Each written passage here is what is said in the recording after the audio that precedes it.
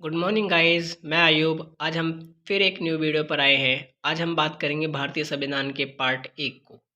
Part एक क्या कहता है? Union and it state. इसके अंतर्गत 1 से 4 अनुच्छेद को शामिल किया गया है, जिसकी बात हम आज करेंगे। तो सबसे पहले देखेंगे आर्टिकल 1 क्या कहता है। India, that is Bharat, shall be union of state. India अर्थात भारत राज्यों का संघ होगा। भारत क्या है? एक राज्यों का संघ है। 28 राज्य और 8 केंद्र शासित प्रदेश शामिल है, जो कि आर्टिकल 1 के तहत है। अब बात करते हैं हम आर्टिकल 2 की। आर्टिकल 2 क्या कहता है? Entrance of new state in India. Bharat में नए राज्यों का प्रवेश।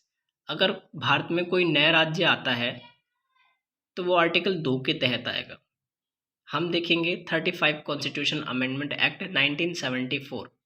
Sikkim become the part of the Indian union. भाई सिक्किम था जो भारतीय संघ का राज्य बना। तो Sikkim associate state of Assam. भाई सिक्किम क्या था? Associate state of Assam. उसके ही अगले साल 36 कॉन्स्टिट्यूशन अमेंडमेंट एक्ट आया, जो कि 1975 में आया। Sikkim become the 22nd state of India. भाई 22वां राज्य के रूप में सिक्किम बना 36वां संविधान संशोधन 1975 के तहत। ठीक है भाई, सिक्किम पहले हमारा राज्य नहीं था, चीन के साथ लगता है वो सीमा, लेकिन 36 कॉन्स्टिट्यूशन अमेंडमेंट एक्ट के तहत उसे पूर्ण राज्य का दर्जा दिया गया और वो भारत का 22वां राज्य बनकर तैयार हुआ। ठीक है, तो आई होप समझ में आ रहा होगा कि आर्टिकल 2 क्या कहता है। नए राज्यों का प्रवेश। अगर कोई नया राज्य बनता है तो वो आर्टिकल 2 के तहत बनेगा। ठीक है, जैसे हमने सिक्किम का एग्जाम्पल देखा और इसके संशोधन देने अमेंडमेंट। आगे हम बात करते हैं आर्टिकल 3 की। तो birth of new state in India and change in their name as boundary. Bharat में नए राज्यों का जन्म, उनके नाम तथा सीमाओं में परिवर्तन।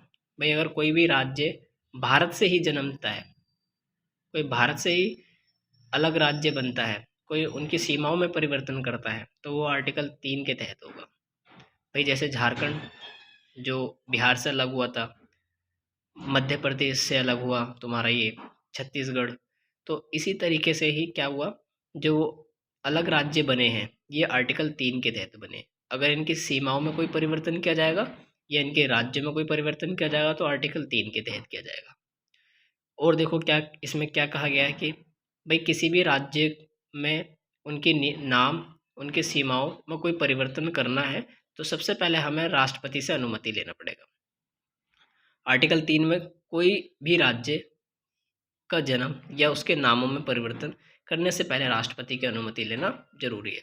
आर्टिकल 3 में अगर कोई राज्य बनता है, उनकी सीमा में परिवर्तन हो, तो सबसे पहले हमें राष्ट्रपति से अनुमति लेना पड़ता है। अगर वो पास हो जाएगा तभी राज्य बनेगा, नहीं तो नहीं। आई होप आर्टिकल 3 समझ में आ गया। अब आर्टिकल 4 देखते हैं। It is a law is made affecting article 1, 2 और 3 then constitution amendment act is not compulsory. यदि अनुच्छेद 1 और 3 को प्रभावित करने वाला कोई भी कानून बनाया जाता है तो उसके लिए संविधान संशोधन करना अनिवार्य नहीं है। आर्टिकल 4 क्या कहता है? कोई भी अगर कानून बनता है जो कि 1, 2 और 3 को कोई भी प्रभावित करेगा तो संविधान संशोधित करना अनिवार्य नहीं है। आई होप अभी सभी को समझ में आ गया है। अगर समझ में आ गया है तो वीडियो लाइक करें, शेयर करें एंड कमेंट। Thank you.